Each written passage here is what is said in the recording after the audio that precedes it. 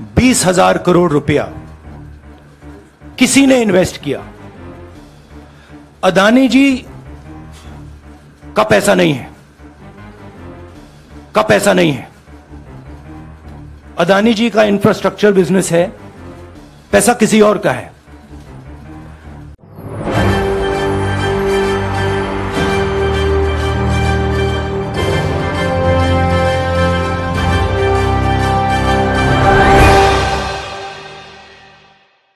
नमस्कार, मैं मोहम्मद आसिफ और आप देख रहे हैं SPN नई न्यूज़।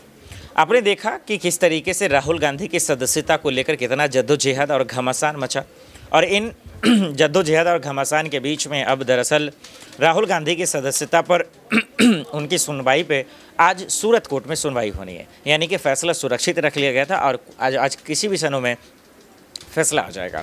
लेकिन इसको लेकर दरअसल जीत होगी, राहत मिलेगा या फिर क्या कुछ होगा, पहले ही कांग्रेस ने आगाह कर दिया। और इससे पहले राहुल गांधी ने क्या कहा था वो दरअसल मैं आपको सुनाना चाहता हूं, जरा गौर से सुनिए। मैंने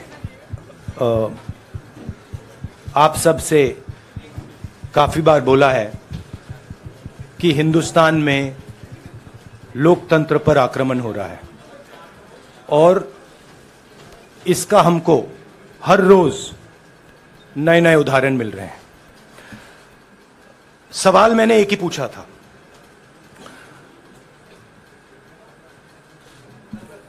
फाउंडेशन पे जाता हूं, अदानी जी की शेल कंपनीज हैं,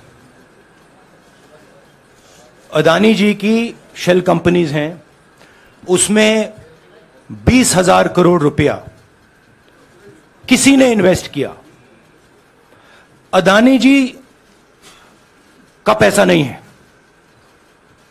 का पैसा नहीं है। अदानी जी का इंफ्रास्ट्रक्चर बिजनेस है, पैसा किसी और का है।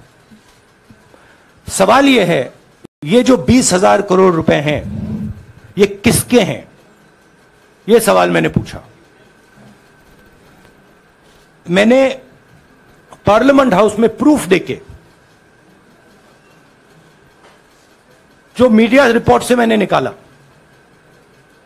अदानी जी और नरेंद्र मोदी जी के रिश्ते के बारे में डिटेल में बोला।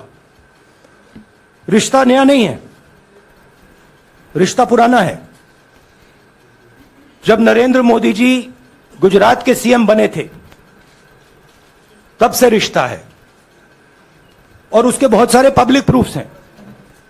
हवाई जहाज में मैंने फोटो दिखाई, नरेंद्र मोदी जी बड़े कंफर्ट में बैठे हुए थे अपने दोस्त, अपने मित्र के साथ।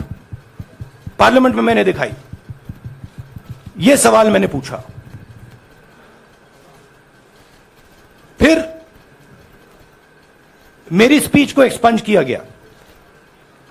मैंने स्पीकर को डिटेल चिट्ठी लिखी, पॉइंट बाय पॉइंट, कि मैंने कहा कि एयरपोर्ट्स अदानी जी को रूल बदल के दिए गए हैं।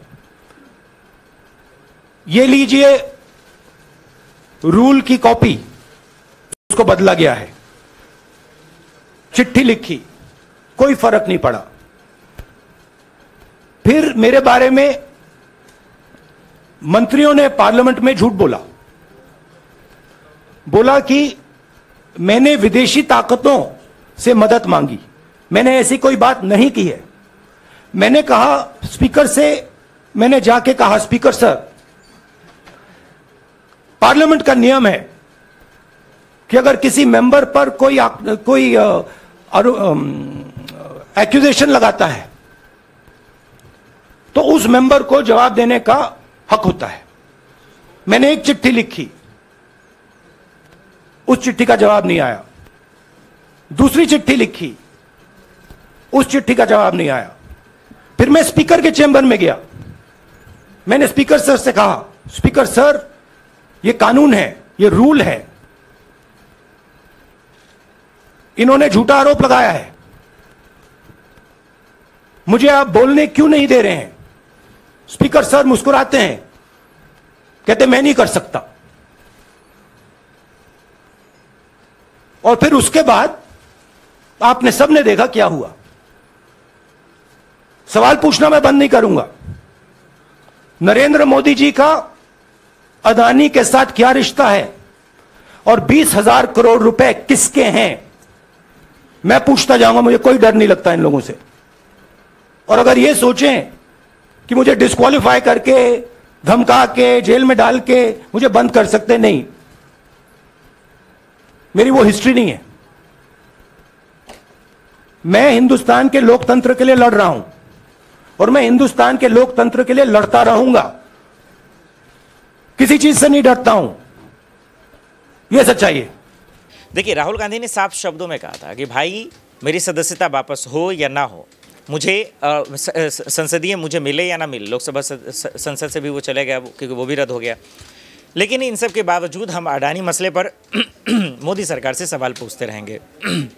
अब ये देखना पड़ेगा कि क्या वाकई में राहुल गांधी को आज राहत मिलेगा, क्या जीत पाएंगे। ये एक बड़ा मसला है, जो रिपोर्ट आएगा हम आपको बताएंगे। लेकिन अगर ऐसा नहीं होता है तो फिर आने वाले वक्त में क्या होगा, ये एक बहुत बड़ा सवाल है जो सब जानना चाह रहा है। हम, आप और सब लोग यही जानना चाह रहा है कि आखिर राहुल गांधी की सदस्यता को लेकर क्या खबरें आएंगी और क्या वाकई में अगर नहीं होगा तो फिर उनकी जगह कौन उम्मीदवार बनेगा, क्या प्रियंका गांधी होंगी या कोई और होगा। आपको क्या लगता है, हमें कॉमेंट कर जरूर बताइएगा। देश दुनिया की बड़ी खबरों के लिए देखते रहे स्पेन आई न्यूज़। नमस्कार।